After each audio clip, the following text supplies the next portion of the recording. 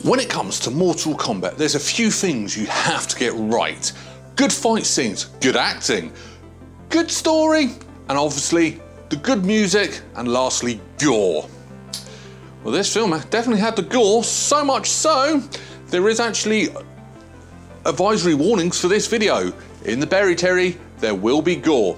You have been warned. But that's what's good about the film. Let's talk about what's wrong with it. I'm Berryman, and this is 10 Things Wrong with Mortal Kombat 2021.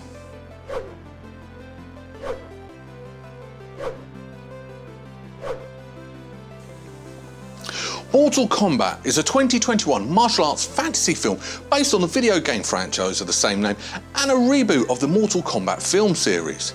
The film tells the story of Huang, a washed-up martial arts fighter who is unaware of his hidden lineage or why assassin Sub-Zero is hunting him down. Concerned for the safety of his family, he seeks out a clique of fighters that were chosen to defend Earthrealm against Outworld. Following the critical and commercial failure of the last Mortal Kombat film, Mortal Kombat Annihilation, the third Mortal Kombat film was actually scrapped and left in development hell for 2 decades before Warner Bros. Decided to reboot the franchise. It was released on the 8th of April 2021. The film received mixed reviews from critics who praised its action sequences, musical score, acting, visual effects and faithfulness and references to the source material, but criticised its screenplay, pacing and introduction of a new lead character unrelated to the game. But what have I found wrong with this film? Well, let's find out with 10 Things Wrong with Mortal Kombat 2021. Number 10. Techno Syndrome. To be fair, doing the music for this film was never going to be an easy task. The last 2 films, one of the praising points was its musical score. How even Mortal Kombat Annihilation, a film that was slated even by me, I only gave Mortal Kombat Annihilation 2 out of 10, had a decent musical score. That's one of the 2 out of 10. So following that up, it had to be perfect. Benjamin Wulfsfall, I think that's how you pronounce his name. In the actual film, his musical score is spot on. It was fantastic. I've actually listened to the album on Spotify. Literally, go and listen, especially to the last 4 or 5 tracks. They are amazing. They are brilliant tracks that you can listen to on their own, and it just emphasises this film perfectly. Except for when it came to Techno Syndrome itself. His version, his remix version of that, yeah, not so good. It started off fantastically, started off brilliantly, and then went downhill very, very quickly. Now, I do think this is more because of my personal musical taste, and I grew up in the era where Techno Syndrome was the age, and this version of Techno Syndrome is more today's music, which I'm 40, I'm not into. But, yeah, to me, that version of Techno Syndrome was ruined.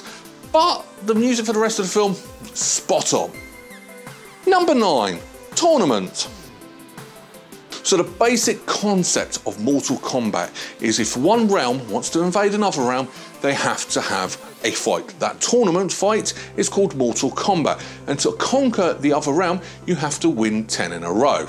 That's the basis of Mortal Kombat ever since it started back in 1992. This film does not have a tournament. Or does it? I never worked it out. I mean, it starts off, Shang Tsung wants to actually kill Earth's fighters before they get to the tournament.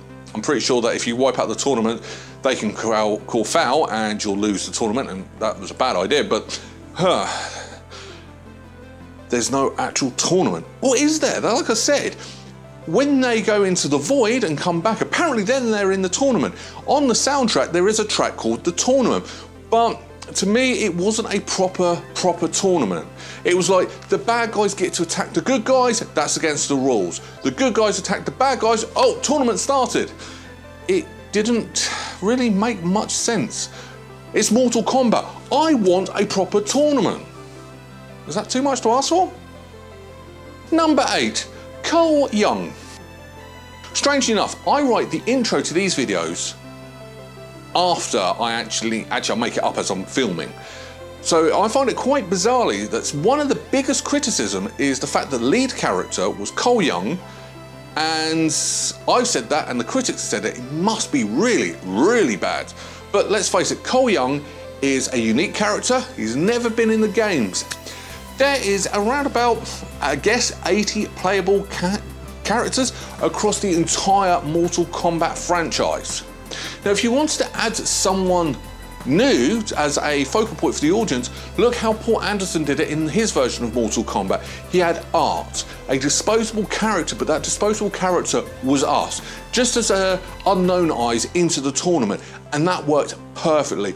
But in this film, you've taken away someone we wanted to see. Anyone, hell, even the big fat guy who just drinks all the time.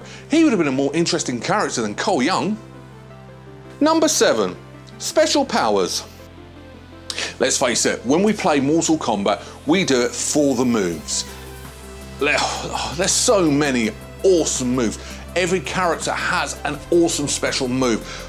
Let's face it, Scorpion, get over here. Awesome. So, have the games ever explained how these powers work? No. Does us as fans even care? No. So why is the film telling us how these powers work? Let's face it, nobody cared. I don't care if it was an inner magical source or someone just coming around and went, this is your special power, or it's just happened. It's just there. We don't care. You don't have to make this film realistic. You don't have to explain every minor little detail about this game or film. They've got special powers. Deal with it. Number 6, chosen ones. This is pretty much the same as the last entry. We don't actually care why these characters are actually entering Mortal Kombat, but the games do actually give us reasons. Sonya's chasing after Kano, Johnny Cage is trying to prove he's the best in the world, and Liu Kang's the only one there actually deliberately trying to save the world. Okay, so in this film, how do these people go into the tournament? A mark appears on their body. Really? Why? Seriously, no. It was like, we need to find a way to take Sonya out without actually being sexist. Let's make all the men have a mark and the women do not have a mark. Sorry, you're being sexist there just because you've hit it. And I didn't like the fact that's how these fighters were chosen. They all were in the tournament for their own personal reasons. And bizarrely enough, those personal reasons we got behind. It's one of the reasons why we loved the arrogant jerk Johnny Cage. It's one of the reasons why we rooted for Sonya Cage for vengeance. But yeah, why? You can be in Mortal Kombat if you have a tattoo or birthmark. It just doesn't. No, it's not Mortal Kombat. Number 5, money. So Sonya Blade wants to try and find the temple where Raiden is. Okay, I get that. I understand that she's trying to manipulate Kano by saying, I will pay you $2 million. And he turns around and haggles and says $3 million, to which she agrees. I get that. Even Kano knows she doesn't actually have the money. I get that. What I don't get is he walks through the door and she admits she doesn't have the money. He's literally walked through that door. You're living in a caravan. You can hear everything that goes on outside. He's now just been told you're conning him. Seriously, this film is just stupid, really. There's so many idiotic things that are not Mortal Kombat. Number 4, names. Now this one seems to be a current Hollywood trope, where when a character is actually being introduced, they make a big deal out of their name. It started off, bizarrely enough, Star Trek Into Darkness. My name is Khan. Okay, what was the point in that? But this film does it as well. And us as fans know the characters. People who are not fans just want to see a good film. They don't actually care. But when people come in saying, this is Liu Kang, this is Lord Raiden, why are you making big deals out of people's names? No, I don't go up to introduce to people and say, I am Berryman. No, I go up and say, hi, I'm Scott. See, there's the difference, and that's more realistic, and I'm not an actor. But making a big deal, Prince Goro, although he could have been, he'll come up a bit later as well, but why? I don't get why Hollywood are making big deals out of names. Number 3, Cole's specials power. Sorry, I know I've mentioned Cole, and yes, I've mentioned special powers, but This one did deserve its own entry. Cole's special power. He has a suit that absorbs damage. Seriously, no one would have ever picked that. Half the stuff about these games, especially when you have to fight the bosses, Shang Tsung in the first game, Shao Kahn in the second game, and you're beating when you're hitting and he's doing no damage, and when you finally beat them, that joy, that excitement is undescribable. You would never pick the character where you're like, I'm invincible, I'm invincible. Because if I wanted to be invincible, I'd get a game genie and actually put in the code to be invincible. That also shows how old I am if you don't know what a game genie is. But it is idiotic.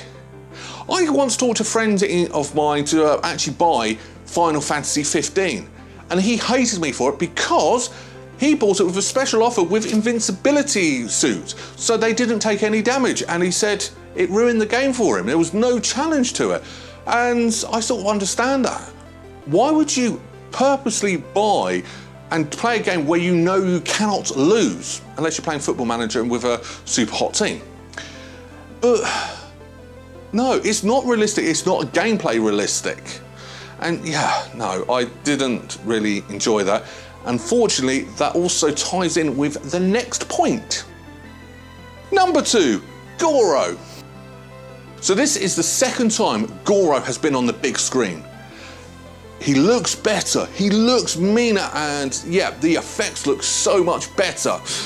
So why do I get the feeling that Goro from the 1997 version is more tougher than this one? Because this one went out like a pansy. That was the beauty of that one. Why Art, the disposable character, was perfect, because you sent him in to fight Goro, he dies. You actually got to see the ease and effortless how Goro could kill. You got that impression that he is an unstoppable monster. And it took Johnny Cage's wit to defeat him. This film, yeah, okay, granted he was throwing Cole around a lot and beating him senseless, but then Cole got his special powers and then that was it. He sort of just took him out actually awfully quick. And yeah, Goro, one of the hardest characters in the first game, was taken out like a bitch. Number 1, The Pit. Okay, I'm going to be honest with you guys. I've actually seen this film twice. Now, I watched the film when it first came out because I was that excited to watch it. But then I've watched it a second time for this review, and both times, one part of this film has got me. And that was the Jax versus Reiko fight. It is set in a part that looks like it's ripped straight from the pit. More for the pit from the second Mortal Kombat film, but it looks like exactly from that. So I'm expecting Jax, because let's face it, we're approaching the end of the film, Jax to do the uppercut, Reiko goes flying down the edge and falling down the pit to his death. We got a different fatality. Whack! Now, if the scene was set anywhere else, that fatality would be awesome. But the fact you've set it in a scene where you look like it's the pit level from the games, I wanted a pit fatality. You've ruined the fatality you gave us by the scenery, and I think this is the first time I've ever said that, but I wanted a pit. Oh, hell, put some love and put a Wilhelm screaming in it. It would have been funny, but why give us a pit scenery with no pit fatality? You weren't shy of doing fatalities in this film. Final thoughts. So this is the third live-action Mortal Kombat film. The first one was beloved. It told the story perfectly, and one of the biggest things was no gore in it. The second Mortal Kombat film was just a complete and utter bad acting, bad story, bad effects, bad everything, and yeah, we can forget about Mortal Kombat Annihilation. But looking at the original Mortal Kombat, Paul Anderson, he got the heart and soul of the game and actually made a perfect recreation of the first Mortal Kombat film with the same ending for Mortal Kombat 2.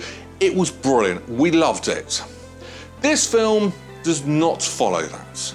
It doesn't really follow the story of Mortal Kombat. It does use the characters, and it is based on Mortal Kombat, but it seems to be set before a tournament.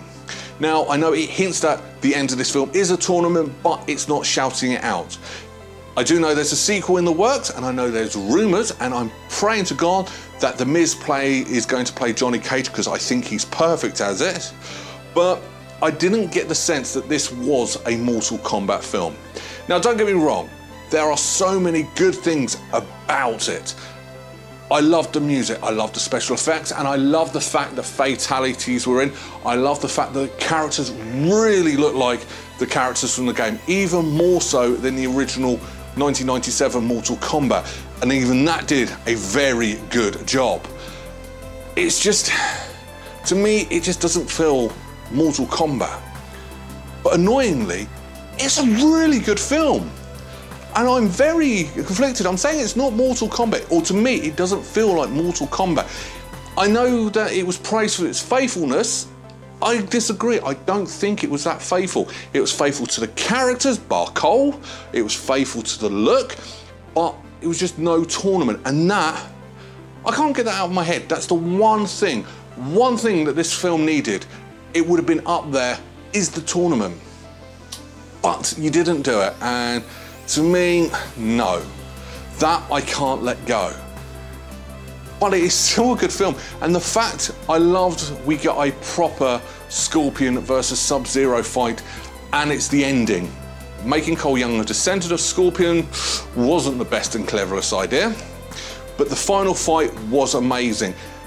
The choreography is so much better than the other films. There's so much right and so much wrong. It's like they wanted to make a good film and got so much wrong. And it's really hard to describe this film, because that's the annoying thing, is it is a good film. It's just, I can't get the Mortal Kombat part out. And that's the biggest problem. But I'm not going to be overly harsh, because at the end of the day, I've watched this film twice. Both times I've been hooked to it. And as I said on this channel, 9 times out of 10, that's what you want. You want to be encapsulated, you want to be drawn in. And I was drawn in. Even with all the stuff I don't like about this, I was drawn into this film. So, with great pleasure, I am proud to announce that I'm going to give this 8 out of 10 berries. And it was so well deserved. On to next week. Because coming up there is a Power Rangers fight coming up in the US, I'm actually going to do the Power Rangers remake film. Not the YouTube reboot film that was really good, starring Katie Sackhoff. Go and watch that. It's nothing to do with what I'm going to review, but I would recommend watching that. But yeah, I'm going to do Power Rangers, so come back next Sunday, 6 o'clock. Take care. Bye-bye.